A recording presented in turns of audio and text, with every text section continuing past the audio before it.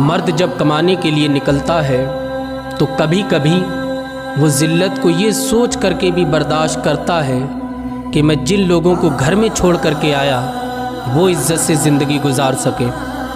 मैंने देखा है बहुत से लोग मज़दूरों को बहुत ज़्यादा ज़लील करते हैं। कोई सब्ज़ी बेचने आया, कोई दीवार उठाने आया, कोई और ख़रीदो फ़रोख्त का सामान लेकर के आया तो अहले सरवत लोग उनको ज़लील करते हैं तो आदमी बर्दाश्त करता है।